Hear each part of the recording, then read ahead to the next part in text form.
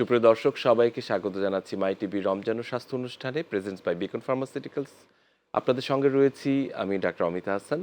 আজকে আমরা বিশেষ করে বাংলাদেশে ক্যান্সারে আক্রান্ত যারা রয়েছে তাদের যে রমজানে তাদের যে খাদ্যাভ্যাস, তাদের যে রমজানে রোজা রাখার যে কিছু ঝুঁকি রয়েছে অথবা কারা রোজা রাখতে পারবে এই বিষয়টি নিয়ে কথা বলবো। এবং আগামী গত 4ই ফেব্রুয়ারি ছিল বিশ্ব ক্যান্সার দিবস। সেই উপলক্ষে যে ক্যান্সার সচেতনতা রয়েছে, বিশেষ করে ক্যান্সার স্ক্রিনিং এবং খাদ্যাভ্যাস, এই বিষয়টি নিয়েও আমরা আজকে আলোচনা করব। আমাদের সঙ্গে আজকের আলোচনায় যুক্ত আছেন professor doctor Mohammad Mofazzal Hossain, chief consultant medical oncology বিভাগ, বিআরবি হসপিটালস লিমিটেড, ঢাকা। আপনাকে স্বাগত স্যার আমাদের অনুষ্ঠানে। ডক্টর অমিত, আপনাকে ধন্যবাদ এবং দর্শক শ্রোতাদের শুভেচ্ছা। আমরা শুরুতেই বলছিলাম যে ক্যান্সার কিন্তু আর আগের মতো নেই, যে খুব সীমিত জায়গায় সেটি নির্দিষ্ট নেই। এখন কিন্তু এর অনেক বেশি, সমগ্র বিশ্বের সঙ্গে বাংলাদেশেও কিন্তু রোগীর সংখ্যা অনেক বেড়েছে। যেরকম ক্যান্সার রোগীর সংখ্যা বেড়েছে, ক্যান্সার সার্ভাইভাল রোগীর সংখ্যাও কিন্তু এখন অনেক। বিশেষ করে রমজানের শুরুতে এটি একটা আমাদের আবেগের মাস, পবিত্রতার মাস। এই শুরুতে অনেকেই মনে করে থাকেন যে ক্যান্সার আক্রান্ত হলে অনেকে রোজা রাখতে পারবেন না অথবা রোজা রাখতে পারবেন। এই যে একটা ধোঁয়াশা তৈরি হয়, এই জায়গাটিকে কিভাবে আপনারা চ্যালেঞ্জটি কি নেন? রোগীরা যখন আপনাদেরকে প্রশ্ন করে যে আমরা রোজা রাখতে পারবো কিনা, সেটির আসলে উত্তর কি হতে পারে?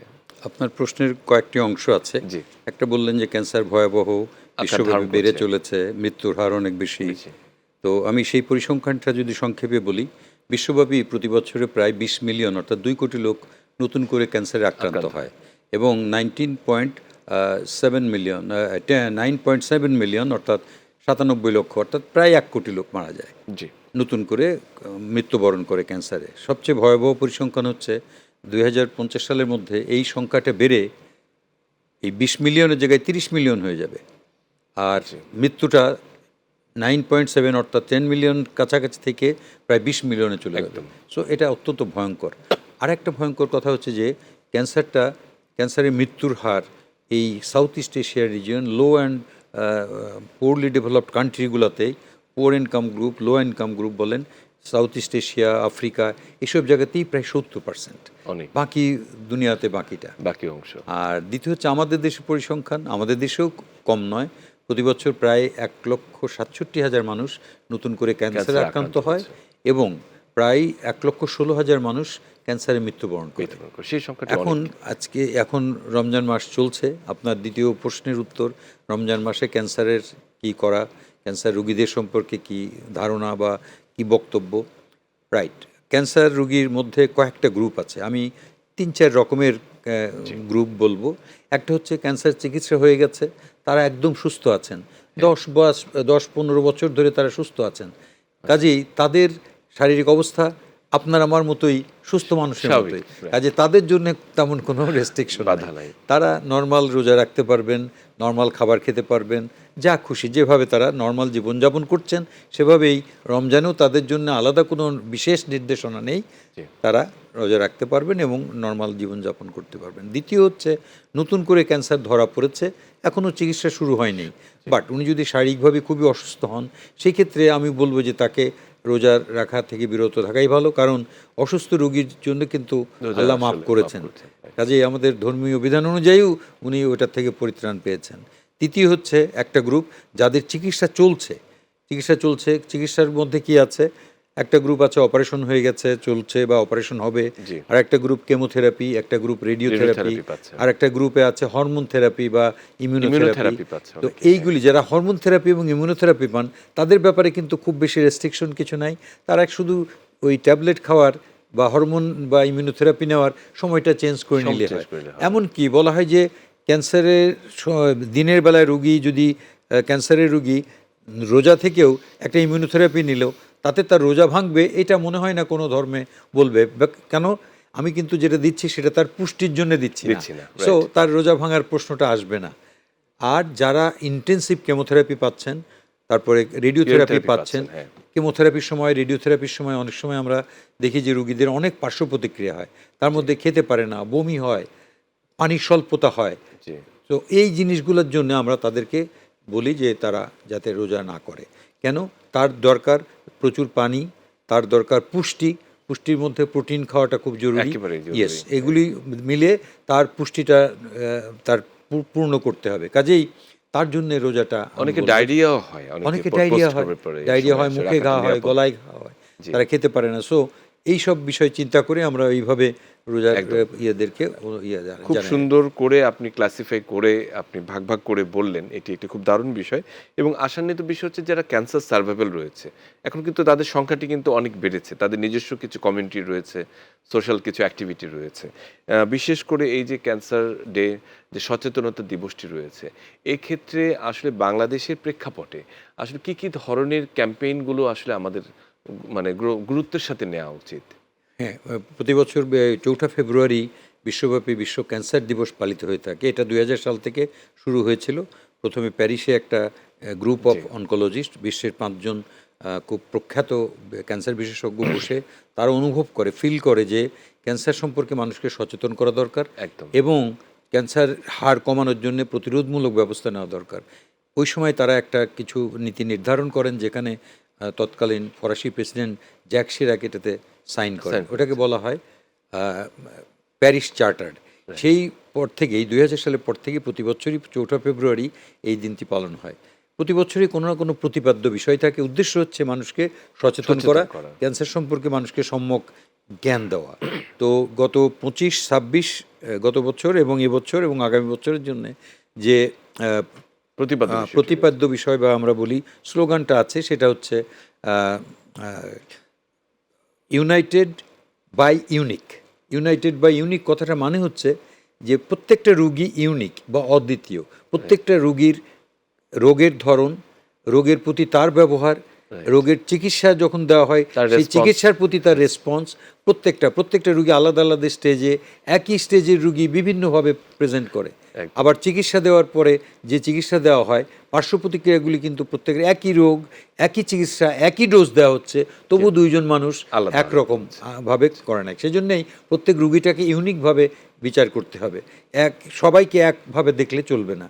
এইটার মাধ্যমে এই কথাটা চিন্তা করে আমরা যদি সমন্বিতভাবে যারা ক্যান্সার চিকিৎসার সাথে জড়িত আছি, শুধু ডাক্তার না, তার পরিবার, তার বন্ধুবান্ধব, তার কর্মস্থলের লোকজন, এমনকি যে সরকারি বেসরকারি যেসব প্রতিষ্ঠান আছে যারা এইসব চিকিৎসা ক্ষেত্রে অবদান রেখে চলেছেন, তাদের সবাইকে সম্মিলিতভাবে চেষ্টা একত্রিত করতে হবে। করা। তো এই ৩ বছরের মধ্যে প্রথম বছর ছিল যে আমরা এই রুগীদের কাছে তাদের নিডটা, তাদের প্রয়োজনটা, তাদের এই যে ইউনিকনেসটা এটা আমরা আমরা বুঝি। আইডেন্টিফাই করব, তাদের কাছ থেকে শুনবো, শুনে এই বছরে ২৬ সালে আমরা এটা কর্মপদ্ধতি নির্ধারণ করব।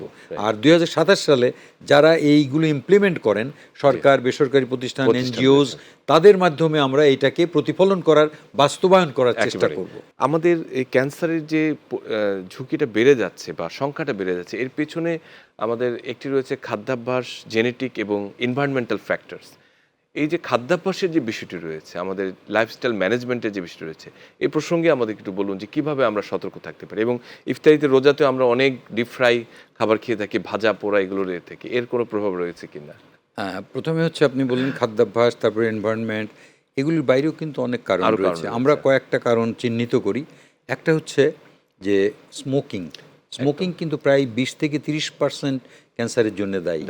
কাজেই যদি আপনি স্মোকিং থেকে বিরত থাকেন, তাহলে কিন্তু এই ২০-৩০% ক্যান্সার থেকে আপনি রক্ষা পেতে পারেন। দ্বিতীয় হচ্ছে অ্যালকোহল। আমাদের দেশের জন্য অ্যালকোহল সমস্যা না, কিন্তু কিছু কিছু ক্ষেত্রে আজকাল একটু এটার পাওয়া যাচ্ছে। প্রবণতা দেখা যাচ্ছে। তৃতীয় হচ্ছে খাদ্যাভ্যাস। চতুর্থ হচ্ছে ইনফেকশনের মধ্যে মহিলাদের জরায়ুমুখের ক্যান্সার, এইচপিভি বলি আমরা, তারপর আমাদের হেলিকোব্যাক্টার পাইলোরি একটা stomach cancer, hepatitis B and C, সেটা হচ্ছে লিভার ক্যান্সারের জন্য দায়ী। সো এই ইনফেকশনগুলি যদি আমরা অ্যাভয়েড করতে পারি তাহলে। তৃতীয় হচ্ছে এই যে স্থূলকায় হওয়া, পার্টিকুলারলি মহিলারা যারা মাসিক বন্ধ হওয়ার পরে, অর্থাৎ মেনোপজের পরে যারা মোটা হয়ে যান, তাদের জন্য খুবই ইম্পর্টেন্ট। তার মানে এটা হরমোনের সাথে একটা সম্পর্ক আছে। তৃতীয় হচ্ছে আরেকটা পয়েন্ট আছে, খাদ্যাভ্যাস বললেন। খাদ্যাভ্যাসের মধ্যে যারা রেড মিট, স্যাচুরেটেড ফ্যাট এগুলো বেশি খান বা ফাস্ট ফুড বেশি খান, তাদের কিন্তু মুটিয়ে যাওয়ার প্রবৃত্তিও বেশি থাকে। কাজেই ওইটার সাথে এটার একটা লিঙ্ক আছে। সেই সব ক্ষেত্রে এই খাদ্যগুলোকে দায়ী করা যায়। তাহলে কোনগুলি প্রোটেকশন হবে? প্রোটেকশন হচ্ছে সবজি, ফলমূল, কার্বোহাইড্রেটটা বেশি খাওয়া, কম খাওয়া, কার্বোহাইড্রেট বেশি না খাওয়া আর কি, কম খাওয়া, এই সব দিক দিয়ে।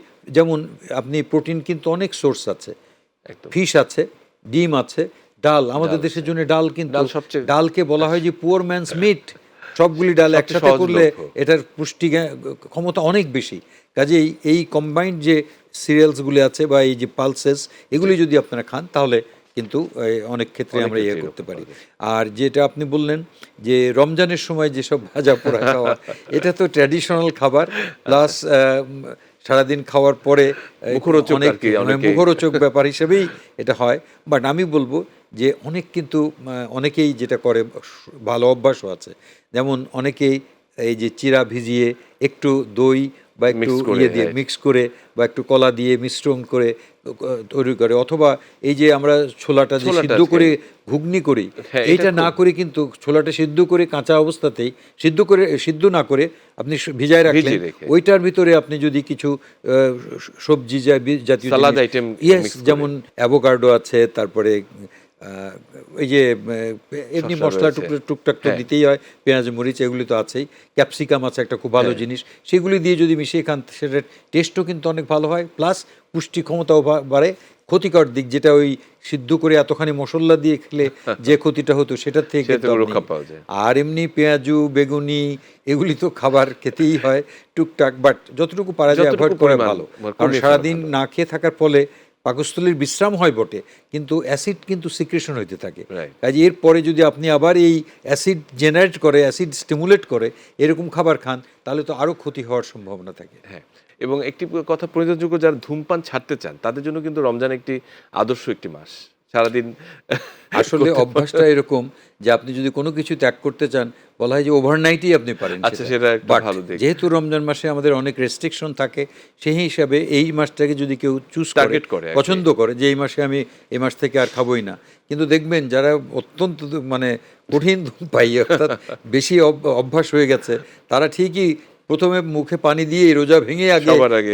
স্মোকিং করে। এই জাতীয় জিনিসগুলি অ্যাভয়েড করা উচিত। স্যার, আমরা প্রতিরোধের বিষয়ে আসি। প্রিভেনশন আমরা জানি সবসময় একটা কিউরের চেয়ে ভালো। তো এই ক্যান্সার প্রতিরোধের জন্য বিশেষ করে কিছু আসলে পদক্ষেপ নেওয়া যায় কিনা, বিশেষ করে যেগুলো প্রতিরোধযোগ্য ক্যান্সার রয়েছে? ক্যান্সারের প্রতিরোধের ব্যাপারে আমি যে কারণগুলি বলেছি তার মধ্যে দু একটা কারণ আমি তখন বলি নাই, যেমন হরমোনের ব্যাপারটা টাচ একটা বলেছেন, করেছিলাম। হ্যাঁ। তো আমরা যদি এরকম করি যে খাদ্যাভ্যাসটাকে ঠিক রাখতে পারি, যেটুকু Right. বললাম, দ্বিতীয় হচ্ছে স্মোকিংটা সর্বতোভাবে পরিত্যাজ্য, অ্যালকোহল পরিত্যাজ্য, ভ্যাকসিনেশন নেবেন, যদি নেওয়া হয়। জেনেটিক প্রিডিসপোজিশন যাদের আছে, জেনেটিক রিস্ক যাদের বেশি আছে, তাদের উচিত স্ক্রিনিংটা করা, একেবারে। আর্লি স্টেজে স্ক্রিনিং করা। আর অনেক ক্ষেত্রে দেখা যায় এরকম যে একজনের ওভারি ক্যান্সার হয়েছে, তার মধ্যে একটা জিন আছে BRCA1 BRCA2 হ্যাঁ। জিন, সেই জেনেটিক প্রিডিসপোজিশন বা ফ্যামিলিতে থাকলে তখন কিন্তু সে ইচ্ছা করলে তার ম্যাস্টেকটমি করতে পারে। হ্যাঁ। যেমন পোস্ট মেনোপজাল একটা উইমেন, বাংলাদেশ মুসলিম দেশের প্রেক্ষাপটে যদি সে ব্রেস্ট ফেলেও দেয় বা কোনো রিকনস্ট্রাকশন করে, তাহলে কিন্তু তার রিস্ক অফ ব্রেস্ট ক্যান্সার চলে যায়। চলে তো এইগুলি প্রিভেন্টিভ মেজার। তৃতীয় হচ্ছে ভ্যাকসিন দেওয়া, হেপাটাইটিস বির ভ্যাকসিন আছে, খুবই ফলপ্রসূ ভ্যাকসিন। শুরু থেকেই একদম হিউম্যান প্যাপিলোমা ভাইরাসের ভ্যাকসিন আমাদের দেশে পাওয়া যায়, জি। কোয়াড্রিভ্যালেন্ট আছে, আরও অনেক 9টা স্ট্রেনের এগেনস্টে কাজ করে সেটা আছে। মেন হচ্ছে স্ট্রেন 16 and 18, সেটার এগেনস্টে দেওয়া যায়। দেয়া যেতে পারে। সো এগুলি কিন্তু হাইলি প্রোটেক্টিভ। সবচেয়ে ভালো খবর হচ্ছে আমাদের দেশে এখন ইয়াং মেয়েদেরকে 9 থেকে 15-16 বছর পর্যন্ত, যেমন স্কুলের কলেজের মেয়েদেরকে হ্যাঁ, কিন্তু এখন সরকারিভাবেই এই বিনা পয়সায় এইচপিভি ভ্যাকসিন HPV দেওয়া vaccine হচ্ছে। দেওয়া হচ্ছে। এটা তো খুবই আশার ব্যাপার, জি। কারণ আমাদের দেশে ক্যান্সারগুলোর মধ্যে কিন্তু জরায়ুমুখের ক্যান্সার খুব সবচেয়ে বেশি, common, অনেক একটা বেশি অনেক কমন। মহিলাদের ব্রেস্ট ক্যান্সার particularly। এবং জরায়ুমুখের ক্যান্সার প্রিভেন্ট আরেকটা করতে হচ্ছে পারলে বললাম মুটিয়ে না যাওয়ার হচ্ছে ফিজিক্যালি আপনাকে অ্যাক্টিভ অ্যাক্টিভ থাকতে থাকতে হবে। অ্যাক্টিভ আর থাকতে হবে। খাদ্যাভ্যাস তো বলেইছি আগে। আমরা খুবই চমৎকার করে আসলে প্রতিরোধের কথাটা বললেন, এবং আমরা আশা করি যে রমজানে সবাই এই জায়গাটিকে মনে রাখবেন, তাদের খাদ্যাভ্যাস, জীবনযাত্রার স্টাইল আরও একটু সুন্দরভাবে করবেন। সর্বশেষে শুধু একটি টিপস নিয়ে আপনার কাছ থেকে শেষ করতে চাই, যে আসলে ক্যান্সার রোগী যারা রয়েছেন তাদের অনেক সময় মানসিকভাবে ভেঙে পড়েন, যে চিকিৎসা ব্যয় এবং সব কিছু নিয়ে। এই বিষয়ে আসলে ছোট্ট একটি পরামর্শ যদি দেন। চিকিৎসা অনেক ক্ষেত্রেই ব্যয়বহুল, এ কথাটা সত্য। মানসিকভাবে যে বিপর্যস্ত হয়ে পড়েন একজন মানুষ ক্যান্সার হয়েছে শুনলে, সেটাও সত্য। বাট আমরা আমাদের জায়গা থেকে, আমরা ডক্টর চিকিৎসক যারা তাদের সাথে সংশ্লিষ্ট থাকি, তাদেরকে আমরা যতটুকু পারি মানবিক দৃষ্টিকোণ জি। থেকে, যেটাকে বলে এমপ্যাথি, সেই দৃষ্টিকোণ থেকে তাদের হ্যান্ডেল করার চেষ্টা করি। একেবারে। আরও দায়িত্ব আছে। কার দায়িত্ব? তার পরিবারের সদস্যদের। তার যেখানে উনি কর্মক্ষেত্র যেখানে সেখানে তার যে সহকর্মীরা আছে তাদের সবারই দায়িত্ব একটি আছে, দায়িত্ব রয়েছে। সোসাইটির একটা রেসপন্সিবিলিটি আছে। একেবারে অনেকগুলো অর্গানাইজেশন আছে যারা এই জাতীয় ক্যান্সার পেশেন্টদেরকে প্রমোট সহযোগিতা করে, করে এই থাকেন। সাহায্য সহযোগিতা করে। জি।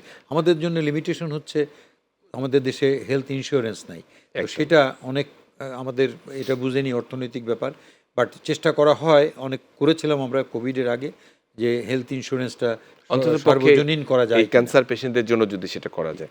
আপনাকে অসংখ্য ধন্যবাদ প্রফেসর ডক্টর মোহাম্মদ মোফাজ্জল হোসেন আমাদের সঙ্গে এতক্ষণ যুক্ত থাকার জন্য। নিশ্চয়ই আপনাকে আপনার সাথে ধন্যবাদ, কথা হবে। দর্শকদেরকেও ধন্যবাদ।